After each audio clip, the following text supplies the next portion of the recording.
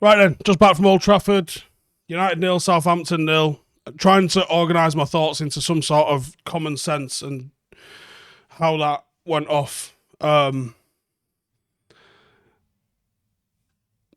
sending off was fair. Ultimately, he's gone in with his feet high. He's caught the player. I reckon if he points his toe rather than has his foot up like that, I think he probably ends up with, a yellow card, probably at best. Once VAR sees it, there's no way it's not going to be a red card, I don't think.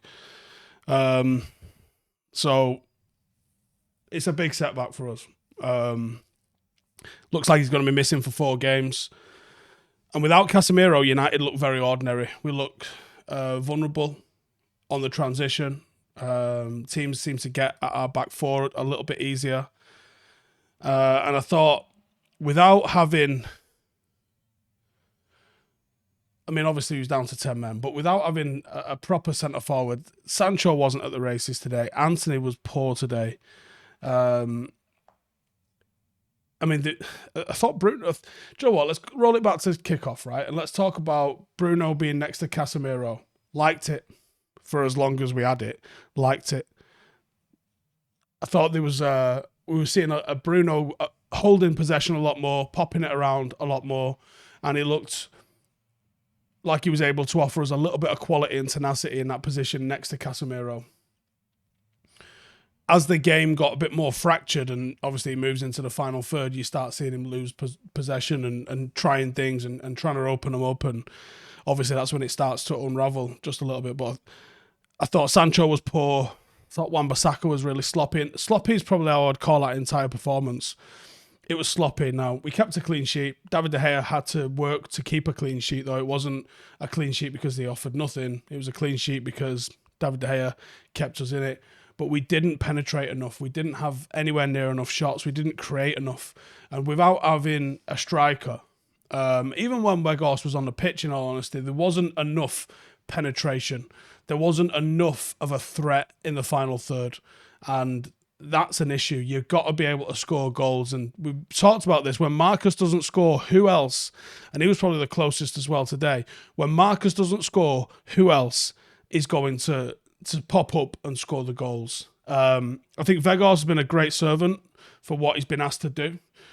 And if he's the backup choice next season, I don't think I'd have a major problem with it. But United are so desperate for a couple more players of quality. Without Casemiro, you're sorely lacking depth. And actually, credit to McTominay, I thought he was pretty good when he came on. But United are lacking so much depth in good positions. And like I said, Sancho and Anthony today were probably outshined by the 2 substitutes in Pellistri and Garnacho. And there's somewhere in the region of 150, 160 million pound worth of signings there versus an academy player and then a youngster that we picked up for, what was Pellistri, 10 mil, 12 mil, something that sort of territory. I went to the match with Paddock FC analyst, Jack. And Jack hit me with a stat because he's obviously stat inclined. It's his job. And he said, current form, or this season, maybe. Either way, Anthony is the least productive forward in the top 5 European leagues. That's obviously not good enough, but it's not good enough by such a long stretch that it's actually terrifying, isn't it? Now, United have got, as always, a series of enormous games. I'm just trying to pull them up here on my phone. So many games coming up that there's not any sort of room for us to be dropping points. We are now 11 points off City. We do have a game in hand, but we're 11 points off City and we're 16 points away from Arsenal. That's a massive, massive gap. You're talking all the way down to the second half of the table to replicate that gap on the other side of us. Liverpool are now just 8 points off us. But the fixtures that we've got coming up, we have got Betis in the week, Brighton, which will be a tough game, which we'll be missing. In fact, no, we haven't. Brighton's postponed, isn't it? It's the FA Cup game instead. It's Fulham, which will be a miss for Casemiro. And then Newcastle away, where actually I think you're probably going to need Casemiro, and then Brentford. So, and Everton potentially. So that is a lot of games, big games that we need Casemiro for, that we're not going to have Casemiro for. And in the meantime, where are the goals coming from? Where are the goals? When Marcus Rashford doesn't score, Bruno's not in the same sort of vein of form that he was previously. And I thought Bruno was all right today, in all honesty. He's probably going to get stick because it's Bruno. But where are the goals going to come from? Because without scoring goals, you're not going to win games. And you can keep a clean sheet and not lose a game, but you're not going to win a game. And it's about winning games, not losing games. And that's where I see this United team's going to fall down because of its over-reliance. And that's not necessarily the fault of Erik ten Hag. In fact, it definitely isn't the fault of Erik ten Hag. You know, Mason Greenwood's not playing for the obvious reasons. Cristiano Ronaldo decided to retire. And then you've got Anthony Martial, who's constantly injured. So that was 3 forwards that was on the books at the start of the season that don't play for Manchester United.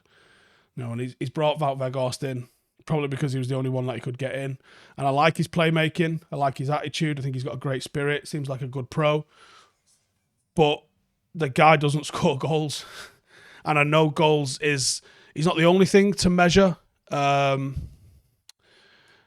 forward on. But it's a major thing to measure a forward on. And we are severely lacking in goals, and we could really do with him providing some of those, I think.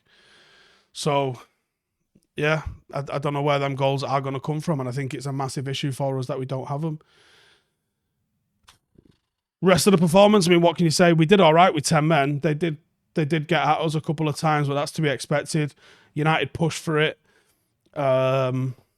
Just a game that, all right, there was a couple of incidents, but nothing really happened, did it? Like, there was a couple of really good moves. The one of Bruno's where it hit the inside of the post and then bounced clear. Probably just sums up everything that's going to happen in the day. Like, you know, it's not going to be your day today when things like that are happening. But the build-up of that move was good. There was some off-the-ball movement from Shaw and from Sancho, which helped create a space for that. And then Bruno got his shot off away. Not enough shots, not enough goals. Absolute pain in the ass. And now you're sitting here nilled at home. I mean, do some of you lot thinking that's a point gained, or is it definitely 2 points lost? Does the fact we were down to 10 men and still coming away a bit pissed off make a difference, or does it not matter? Was it like you should be beating Southampton at home? Disappointing day, and Arsenal won, so I've got to deal with that melon in the morning, and I so cannot be arsed at all, because he's going to be wearing shades and smoking a plastic cigar again, isn't he? Anyway, see you in the next one.